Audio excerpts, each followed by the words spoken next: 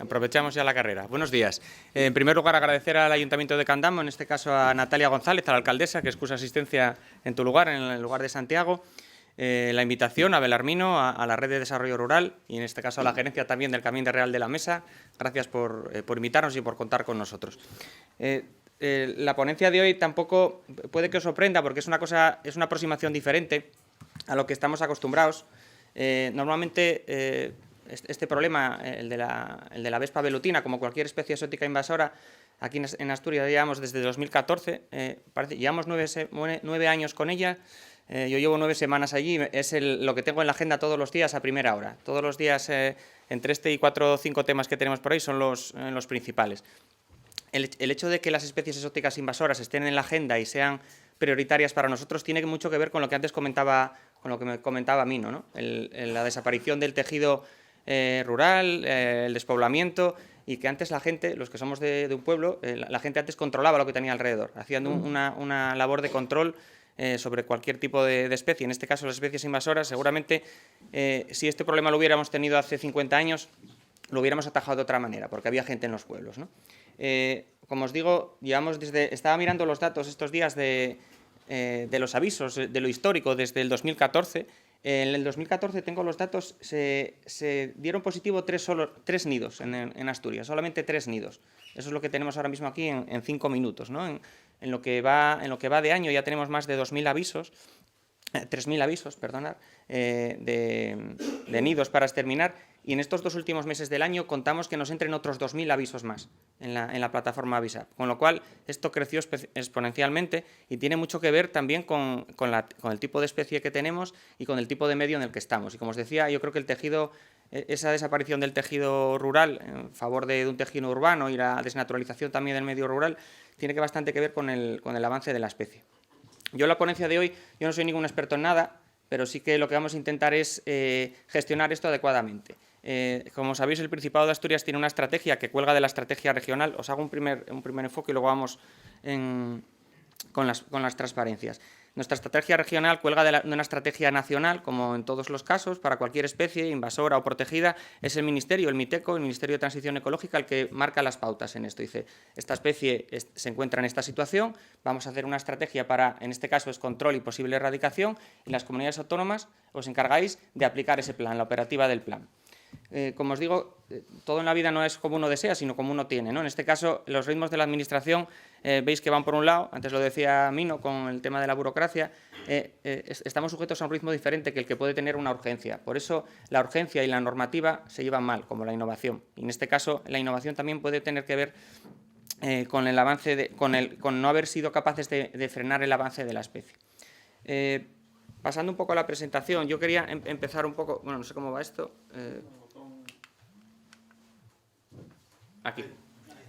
En primer lugar, con definiciones, con lo que tiene que ver con lo que es una especie exótica invasora.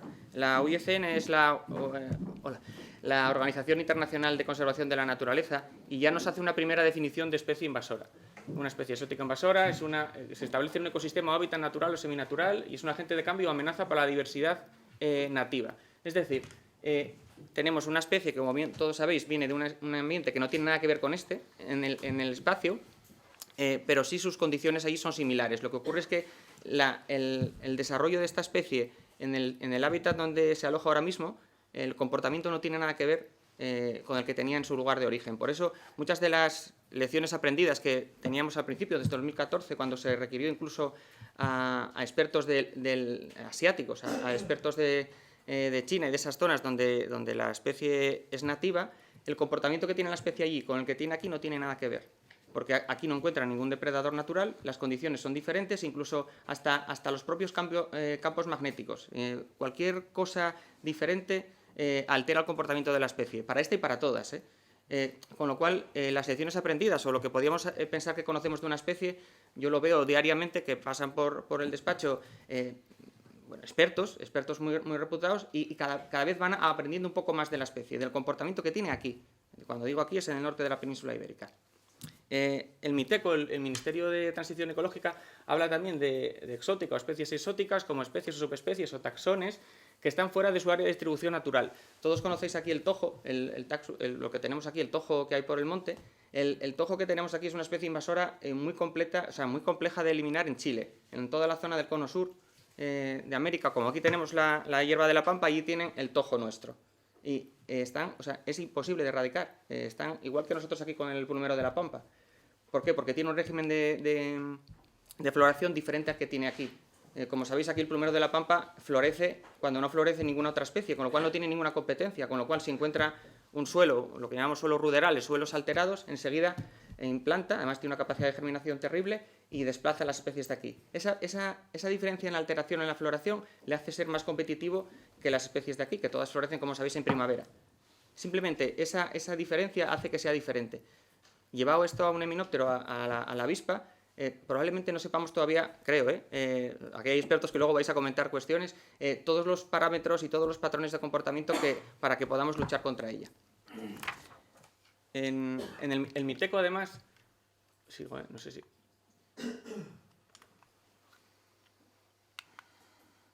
Perdonad con esto hasta que me aclare.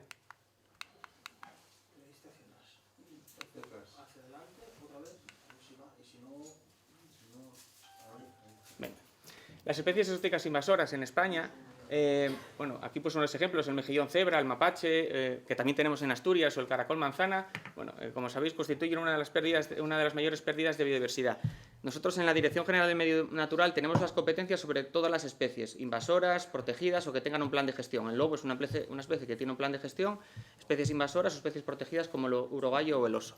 En nosotros recae, a partir de la Ley de 42/2007, el control de estas especies, ¿no? Y en esta ley se define aquella que se introduce o establece en un ecosistema o hábitat natural y es un agente de cambio y amenaza para la diversidad biológica nativa.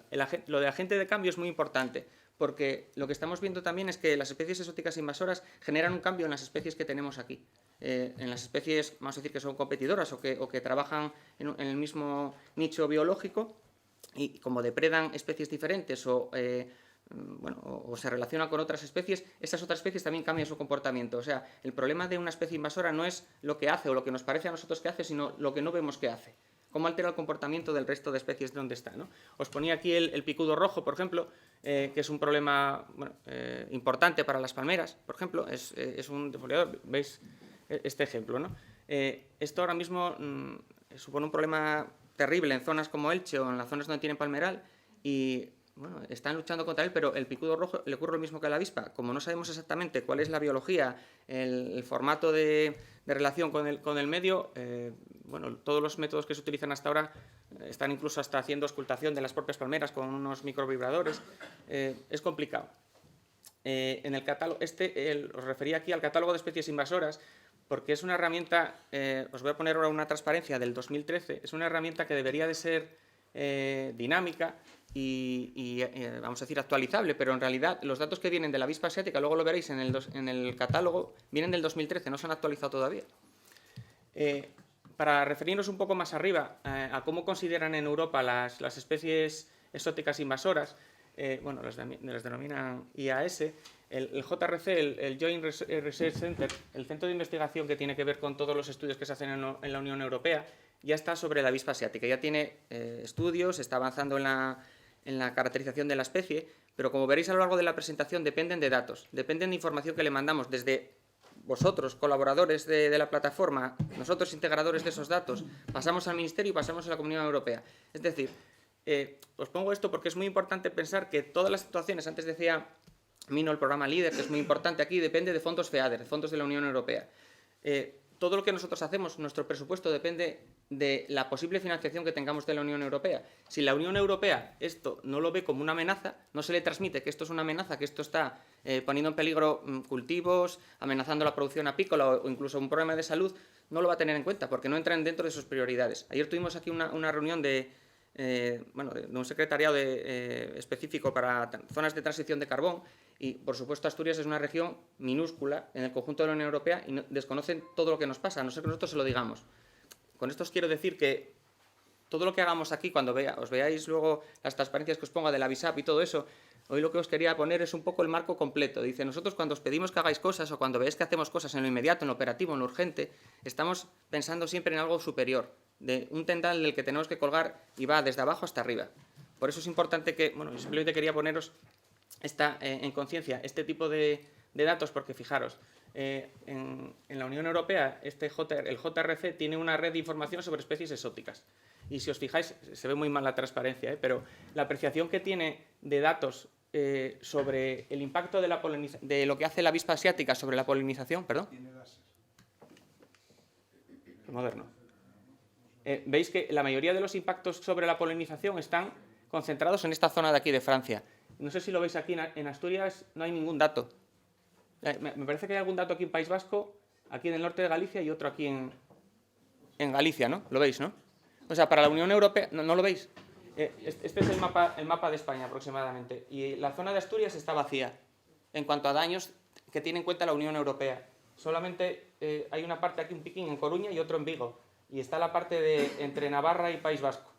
Y luego está la zona toda la zona central de Francia y el borde norte de Francia, incluso aquí en esta zona del norte. Como veis, para nosotros, para Europa, el problema que tenemos aquí de la avispa es transparente, no lo saben, desconocen completamente. Con lo cual, cuando nosotros vamos al Ministerio, el Ministerio traslada la necesidad de invertir fondos aquí, como no tenemos datos, no sabemos que existe. Esta es una excusa fácil, pero es verdad. O sea, yo os traigo esto de aquí porque esto está actualizado a la última fecha disponible. Esto sí que actualizan los datos. Esto estaba en el 2018, se actualizó y se volvió a hacer otra vez en verano. Para ellos no existe ningún problema en toda la cornisa cantábrica y sobre todo no existe ninguno en Asturias.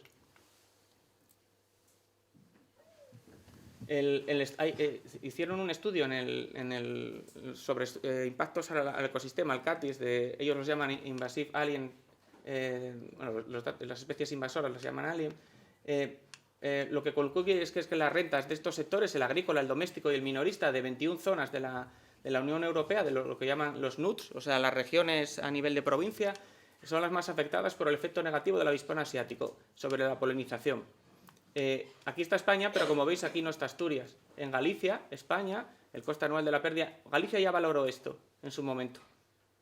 Nosotros, como no tenemos todavía datos de impacto sobre los cultivos, no tenemos datos sobre esto y no podemos enviar petición de ayuda. Es un poco el mismo ciclo, os lo pondré varias veces. Los daños económicos para Francia, como los comunican continuamente, resultó ser el país más afectado, con lo cual reciben más fondos. El objetivo final que tenemos nosotros es solicitar, después de la recopilación de información, que tengamos la caracterización de plaga desde una especie exótica invasora a pasar la plaga.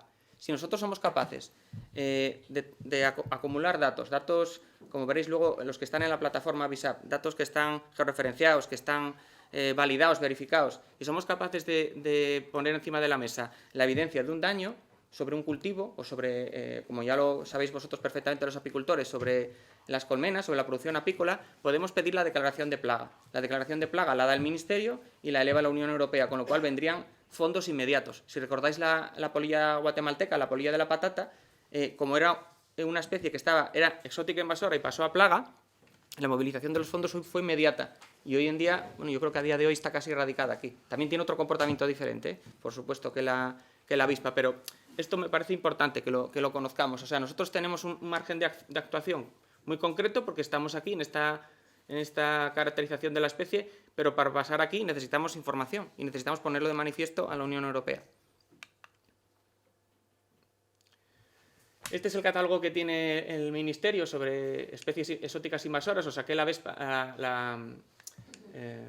caracterización de la avispa. A nivel mundial, la avispa velutina no está incluida dentro de especies exóticas invasoras, con lo cual tenemos un problema cuando vamos a otros foros de mayor calado, a la UICN, por ejemplo, para declararlo plaga, porque ellos no lo consideran como una plaga. En la Unión Europea sí que está incluida y en nuestro caso, en el Ministerio, sí que está incluida también. Fijaros, en el País Vasco fueron un poco más para allá y la incluyeron también en un catálogo concreto que tienen ellos de fauna exótica invasora. Esto ya está superado porque esta ficha es del 2013. Nosotros ya la declaramos también como especie exótica invasora en los catálogos regionales. O sea, esto va avanzando y veis que el Ministerio va al ritmo que puede, pero la Unión Europea tiene datos y el Ministerio está un poco parado cuando no había. Fijaros que el primer dato que tenemos aquí es de 2014 con 3 nidos. Y ellos, por mucho que les comuniquemos datos, este año vamos a llegar a 5.000 nidos aquí, reportados a la plataforma. Bueno, nada, esto os lo puse un poquitín, es continuación de esto, y fijaros, en España, los datos que figuran en el Ministerio, si los consultáis, figura que solamente está en estas comunidades autónomas, en estas 4. Y aquí no aparece nuestro nombre por ningún lado. A nivel nacional, ¿qué hay? Hay una estrategia del año 14, de noviembre del 14, y aprobado en la conferencia sectorial del 2015, que se centra, esto es importante, en la gestión, control y posible erradicación. Cuando hablamos muchas veces de, lo decía antes, yo creo que fue Mino, sobre la eliminación, como veis, en ninguna de las estrategias nacionales se habla de eliminación de ninguna especie, se habla de posible erradicación, porque siendo realistas es muy aventurado pensar ahora mismo que podíamos abordar la eliminación completa o la erradicación completa, por lo tanto se habla de posible erradicación. Lo que establece, extraje un poco, seguramente este documento ya lo conocéis, el que tiene que ver con el Ministerio, y extraje un poco los datos de lo que era la estrategia anterior, la vigente, pero con el Ministerio anterior, y lo que aquí establece es que se va a hacer un grupo de trabajo de especies exóticas creado por un comité, y se reunió en el 2012. Las reuniones son periódicas, yo todavía no me tocó asistir a alguna, y espero que lo que tenemos que hacer es nosotros esforzar a que se reúnan los grupos de expertos. Estos son grupos de expertos que se reúnen, evalúan los datos, nos dan informes. Esto es todo, o sea, un carro que se mueve bastante lento, la verdad. Nosotros dependemos de esta estrategia, y nada, un extracto de lo que pone en esa estrategia es que este grupo de trabajo se dedica a elaborar protocolos y fomentar la aplicación de los ya existentes en las comunidades autónomas, informar y proponer proyectos, recopilar información de distintas zonas facilitada por las comunidades autónomas. Como sabéis, nosotros somos la única comunidad autónoma que tiene un sistema para esto. Las demás comunidades autónomas envían listados, ubicaciones, datos, pero nosotros lo tenemos georreferenciado. Bueno, creo que conocéis la plataforma, si no, luego en la mesa redonda tendréis oportunidad de ver la operativa, pero nosotros somos los únicos que le damos datos localizados y georreferenciados. Ya tenemos datos del año 17, 18, ahora 19. 16 tenemos también algo, no, 17, 18 y 19. Este comité también se supone que tiene que informar a las distintas administraciones, al resto de las implicadas, asesorar y proponer soluciones y fomentar el intercambio de información a través de mapas. Estos son servicios de mapas. Y bueno, lo que dice al final es que para asegurar esta coordinación en lo referente a la especie, las administraciones competentes, nosotros, deberán informar de las actuaciones realizadas al grupo. Nosotros informamos puntualmente, vamos, lo tenemos, de hecho pueden acceder a la plataforma si lo desean. Esta es la estimación que tenían en la estrategia. Fijaros que establecían un modelo de predicción, de este gráfico seguramente lo conocéis, con un mapa de calor en las zonas que en principio eran más aptas para el desarrollo de la especie. Los datos que tenían para elaborar este modelo eran 802, solo tenían 802 puntos donde tenían datos. Nosotros, daros cuenta que este año vamos a tener 5.000 de los nuestros, de nuestros datos 5.000. Y solo con esto, propusieron una serie de zonas de posible presencia. Como todos sabéis, bueno, hay una banda aquí que se mete en esta zona, pero como todos sabéis, esto ya amplió bastante el ámbito de actuación. Esto fue del 2013, la estimación, y esto está avanzando, o sea, superó las expectativas que tenían con la modelización, seguramente porque tenían pocos nidos, ¿no? Y en este caso sí que nosotros les habíamos reportado datos de nuestros nidos retirados en el 2017. En el Principado de Asturias, ¿qué tenemos? Tenemos una estrategia de la que cuelga un plan de actuación, que el último se aprobó en mayo de este año 19, y nuestra estrategia va coordinada y se engarza con la estrategia nacional, y lo que hicimos es un plan de actuación, un plan concreto de actuación. El plan de actuación para la detección y control de la avispa asiática. Veis que no ponemos erradicación ni nada, simplemente es actuación para la detección y control de la avispa asiática. Se aprobó la última versión en mayo del 19 y, como sabéis, vinculado a esto, a las actuaciones que hacemos en la Dirección General, hay un presupuesto y hay un protocolo. La principal herramienta que tenemos para desarrollar el plan, lo que vosotros conocéis como la plataforma o la app Avisap, en realidad no es una plataforma, no es una aplicación informática solamente, sino es una herramienta de coordinación. Estos simplemente son los datos extraídos esta mañana de los grupos de avistamientos. Como veis, está casi todo cuajado. Estos se llaman unos clústeres. Cuando entras dentro de estos mapas de densidad, aquí se desagregan y los tenemos ubicados en cada con coordenadas completas, ¿no? Como veis, las zonas de más calor, las zonas donde tenemos más, son aquí.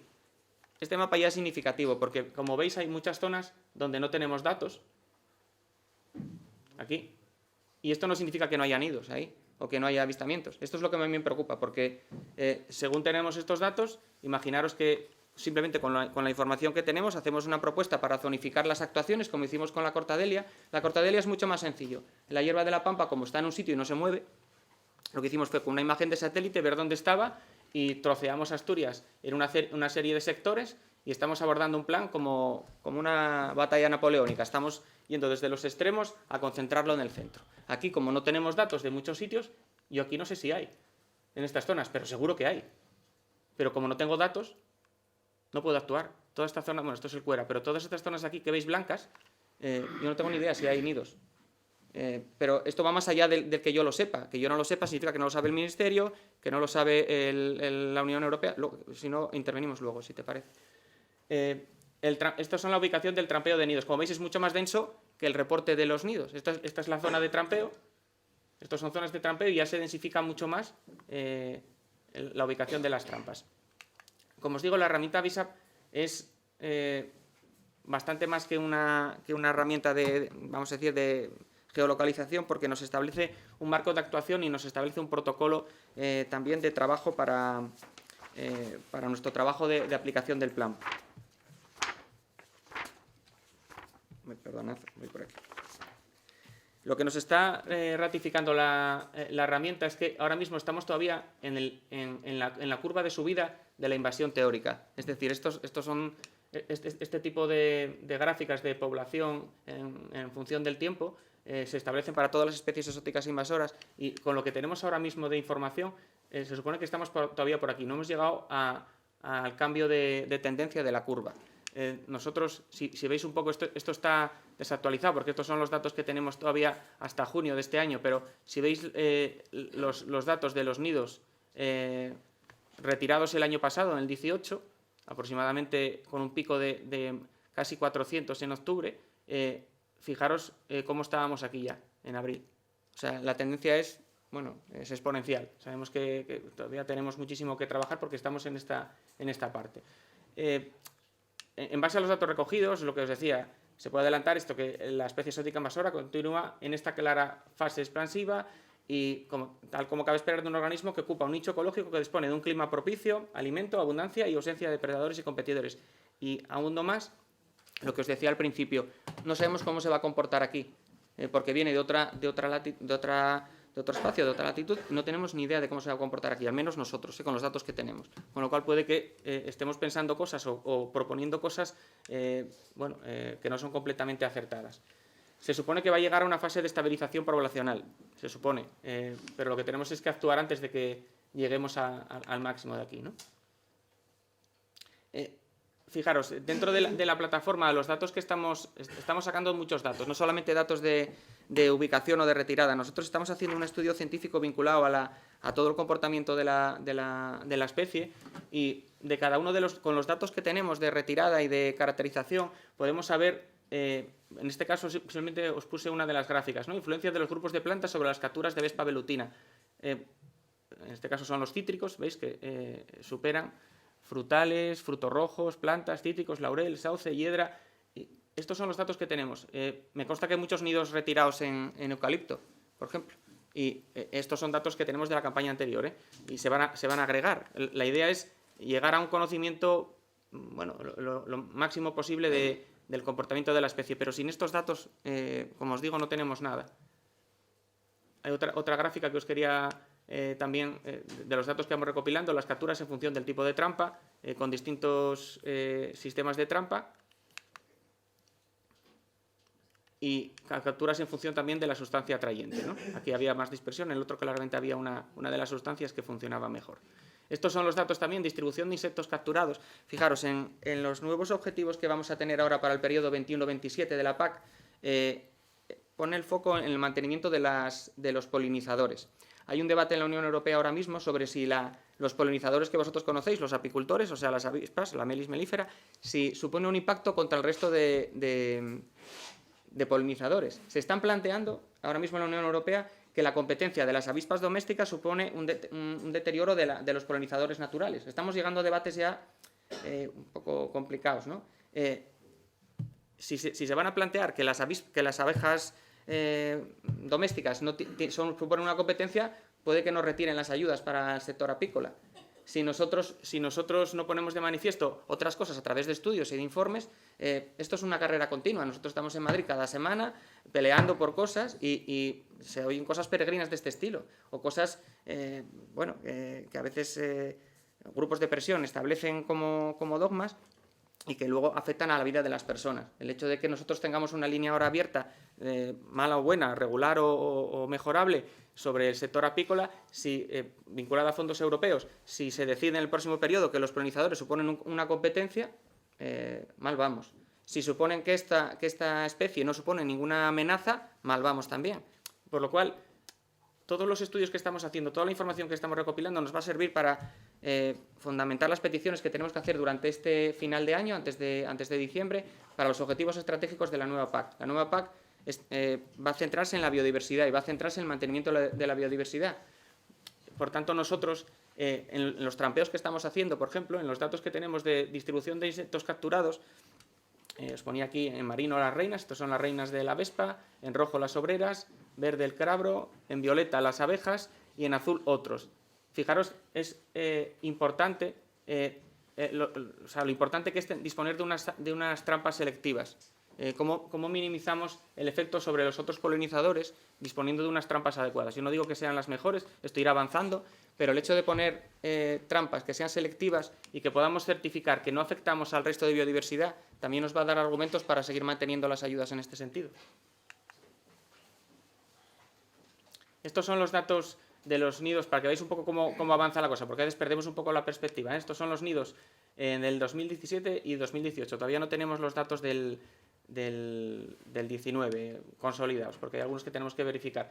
Pero bueno, esto yo creo que es una sensación que todos teníais, que la cosa va a más, y efectivamente la cosa va a más puesta en datos, ¿no? Puesta en información. Y nos consta que no todos, que no somos capaces de llegar a todos los datos. Si tuviéramos todos los datos, esto sería mucho más denso, ¿no?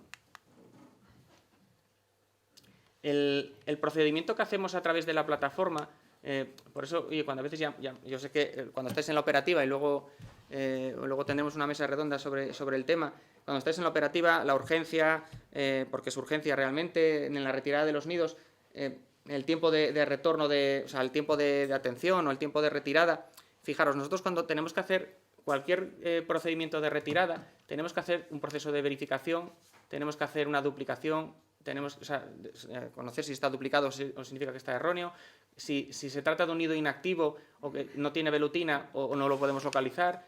Una vez que lo pasamos activo, hay algunos, muy pocos, que llegan a categoría de imposibles, o sea, no se pueden retirar, algunos no se pueden retirar con los medios que tenemos en la actualidad, y damos un reporte de los neutralizados. Un pequeño apunte de esto es que a fecha de octubre de 2019 todavía nos quedaban por eliminar, esto es el 10 de octubre, 582 nidos de los reportados, y teníamos una previsión de incorporar otros 2 nidos más, con lo cual a finales del 2019 tendríamos 5.000 nidos incorporados ya a la plataforma.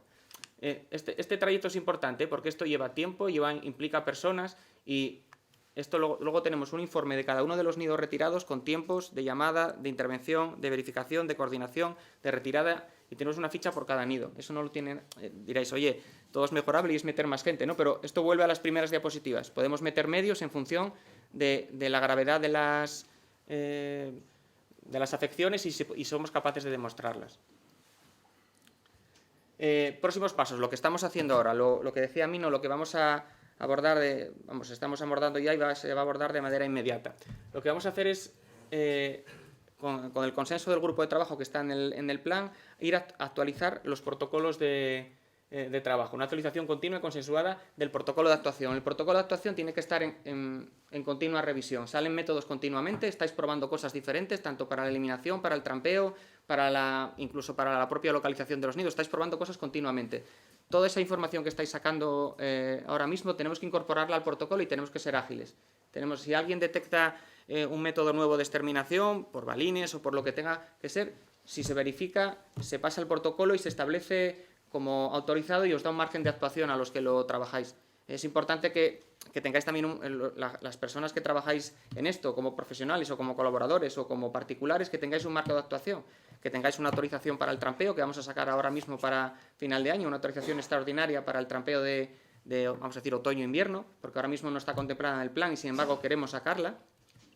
Autorización también para que podáis eliminar los nidos mediante métodos, eso como se están viendo ahora, con balines o como otros métodos diferentes o con otro tipo de biocida. Eso lo queremos incorporar ya al protocolo, pasarlo como un borrador al grupo de trabajo y que el grupo de trabajo nos lo ratifique y publicarlo y dar un margen de trabajo seguro a los que estáis colaborando con nosotros en la erradicación, en la posible erradicación de la plaga, de la especie exótica invasora. También estamos trabajando con la FAC para establecer un protocolo de trabajo consensuado con los ayuntamientos. Desde hace tiempo se ve que, y visitas que tenemos en la Dirección General y conversaciones con representantes municipales, necesitáis un marco de trabajo directo con nosotros, una comunicación directa, establecer unos coordinadores de municipio, incluso unos coordinadores también supramunicipales y estar todos a una, tener un único canal de comunicación. Necesitamos tener contacto con vosotros. Nosotros ya habilitamos ahí medios en la Dirección General para que se dediquen exclusivamente a esto, a esta especie, que hasta ahora no teníamos, y tuvimos que, también hacer nuestros trámites internos para destinar personas específicamente a este tipo de especie y especies invasoras. Hasta ahora no la teníamos. Ahora teníamos personas que estaban de una manera, vamos a decir, parcial, pero a partir de ahora vamos a tener personas de una dedicación completa a esto. El protocolo con la FAC y con los ayuntamientos esperemos que dé frutos ya a la campaña de primavera y tenemos intención también de proporcionar los medios a nuestro alcance. También en lo que tiene que ver con la actualización y optimización de los canales de comunicación con otras administraciones y entidades vinculadas, ya establecimos canales de comunicación con sanidad, con educación también, con protección civil estamos trabajando para dar también cobertura a los equipos de protección civil de los ayuntamientos y empezar a ver si se pueden implicar también, a ver en qué medida, a ver hasta dónde, a ver qué formación pueden tener, implicar también a los medios de protección civil en la lucha contra la especie invasora. La mejora continua de los canales de comunicación y difusión. Yo aquí cuando entré, como os digo, esto lleva 9 años, yo llevo 9 semanas, cuando empecé a ver esto hay mucha dispersión en la comunicación y eso pues hago la crítica que nos corresponde a nosotros como Dirección General, pero también a una crítica en general a intentar ser profesionales cuando comuniquemos estas cuestiones. Son cuestiones que son muy sensibles para la opinión pública, podemos generar una alarma también en ocasiones innecesarias. Yo veo continuamente en el periódico cuestiones de retirada de nidos que me preocupan, porque llevan unos días, pero hay gente que aquí, yo no quiero tirar balones fuera, pero continuamente vemos gente que lleva un año para una consulta médica, ¿no? o otro tipo de emergencias que me parecen muy importantes. Esto no digo que no sea importante, pero hay que ver también la justa medida de los medios que tiene la Administración. Hay otro tipo de plagas y otras cuestiones que no llamamos a la Administración para ello y también hay que ser un poco corresponsables en la transmisión de los mensajes yo creo que incluso de intranquilidad a la opinión pública. Esa es mi opinión. Entiendo que el que lo tiene de cerca, yo la estuve cerca este año en el pueblo, tengo niños pequeños, tomo las medidas que son oportunas, llamo, también aviso, todos somos personas, pero también tenéis que entender los medios que tiene la Administración y que tiene que atender a todas las emergencias. Y cuando a veces me llaman y necesitan retirar un nido con toda la urgencia, ponemos todos los medios a nuestra disposición, pero a veces no son todos los que queramos. Por lo que os decía en las primeras diapositivas. Os pido un poco de comprensión en eso y de colaboración también a las entidades que colaboráis con nosotros, tener un poco de lealtad en ese sentido, de transmitir un mensaje efectivamente de urgencia, pero no de alarma con la especie. La generación de sinergias con entidades y grupos de investigación, ya hemos hablado con nuestro propio grupo de investigación, con el SERIDA, para que se ponga manos a la obra en este tema. Es un tema prioritario, no solamente las especies productivas o especies protegidas, sino especies invasoras son una prioridad para nosotros. Ya hemos establecido comunicación con grupos de investigación de otras comunidades autónomas y nuestro consejero de Ciencia e Innovación ya está sobre la idea de buscar líneas de innovación en la propia comunidad autónoma. O sea, nuestra propia comunidad autónoma, si no nos ayudan desde fuera, tiene que ser capaz de desarrollar. Hay talento, hay empresas, tiene que ser capaz de hacer cosas en este sentido. La búsqueda activa de apoyos en la ejecución del plan, como os decía, vuelta a la primera, ¿no? Tenemos que ser capaces de comunicar la urgencia y la necesidad al Ministerio y luego en la Unión Europea y buscar fondos donde sea. Meternos en proyectos europeos, como los fondos LIFE, que son proyectos directos de ejecución y de buenas prácticas, y para el año que viene ya tenemos conversaciones avanzadas con otras comunidades autónomas para lanzar un proyecto LIFE, una convocatoria de proyecto LIFE en este sentido, de lucha contra la avispa asiática. tenemos uno en marcha para otro tipo de especies invasoras, tenemos que ser capaces de meternos con esta también. Y es prioridad para el año que viene, para la próxima convocatoria también. Cuando digo apoyos para la ejecución del plan, no solamente son financieros, también pues Caja Rural, que hoy no está aquí Javier Nivas, pero me consta el apoyo que tiene Caja Rural y otras entidades financieras en la lucha contra la especie exótica invasora, y en ellos nos apoyamos, ¿no? En otras entidades también. Por último, nada, un pequeño ejemplo de cuestiones que tienen que ver con... Esto es un pequeño esquema de lo que planteamos a los ayuntamientos. Como hoy un poco la invitación era con el ayuntamiento también de aquí de Candamo. En la relación con otras administraciones tiene que haber un enlace concreto y continuo, ¿no? de nuestro personal al coordinador municipal, coordinación de las acciones con otros ayuntamientos de la comarca y asociaciones o colectivos implicados, es decir, nosotros con ellos y ellos con el resto de concejos. Al final esto pasa de un concejo a otro, ¿sabéis? No tiene ninguna frontera. La comunicación con los representantes de la FAC en el comité asesor. La presencia de la FAC en el comité asesor tiene que ser prioritaria. Hasta ahora, pues bueno, yo creo que se tuvo una presencia importante, pero no la necesaria, y a partir de ahora la FAC está, nos consta, mucho más implicada en el desarrollo del plan con nosotros. En lo que tiene que ver con la plataforma BISAP, son deberes nuestros, promover el uso de la aplicación y transmitir la necesidad de que los datos se metan en la aplicación. Si hay personas que tienen dificultades para el manejo de las tecnologías de la información y la comunicación, ayudarles a que esto sea más sencillo. Como sabéis, hay canales de comunicación distintos para esto. Hay un WhatsApp, hay incluso llamada telefónica, correo electrónico, hay muchas maneras de llegar aquí. Incluso nos siguen llegando muchas, yo creo que son 50 al día del 112, ¿no? Una media de 50 avisos diarios del 112. Algunos pasan el filtro y los incorporamos y otros no. Traslado de datos del voluntariado hacia la aplicación en casos necesarios. Me consta que en muchos ayuntamientos hay voluntarios que, a través del trabajo que tienen colaborativo, centralizan los datos de la aplicación, y a veces yo creo que no es tanto meter los datos de todas las trampas que tengamos, sino meter, y tenemos que ser capaces de esos también, si metemos 100 trampas en un valle, aunque solo sea poner un punto y decir hay 100 trampas, eso a nosotros nos resulta muy importante. Hombre, estaría bien meter las 100, pero tenéis otras cosas que hacer, me imagino, ¿no? Pero estaría bien poder decir, oye, en este valle hay 100 trampas y tenemos ya una barrera para el resto de zonas. En el trampeo, promover y orientar el trampeo del público en el municipio. Nosotros, como os digo, vamos a sacar una resolución para autorizaros a los particulares a hacer el trampeo. Ahora mismo no está previsto en el protocolo, pero ahora la gente que lo hace hasta ahora está fuera del protocolo. No tenéis la seguridad jurídica de hacerlo, solo estaban autorizados los apicultores. Entonces, ahora vamos a sacar una resolución en los próximos días para que tengáis ya esa cobertura legal. La promoción también y orientación de la elaboración de trampas y atrayentes. Trampas, como visteis antes, muy importante que sean trampas selectivas. Completar la red de trampeo con la Dirección General de Biodiversidad nuestra y la del Ministerio. Y hacer, esto sí que me consta que hay colaboradores como Juan o como otros que hacéis charlas divulgativas, y también seguir nosotros editando material divulgativo.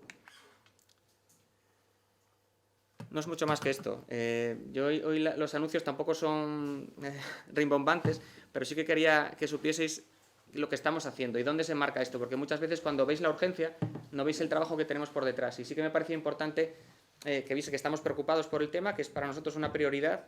De hecho, destinamos al año más de 400.000 euros a la lucha contra el avispón asiático, y no lo destinamos ni al oso, ni al lobo, ni al urogallo juntos. Me diréis, oye, cada uno se dedica a lo que quiere, ¿no? Pero son especies protegidas, las otras en peligro de extinción, y con los que tenemos un mandato específico de protección, y destinamos mucho más a la avispa o al plumero. Este año al plumero otros 440.000 euros.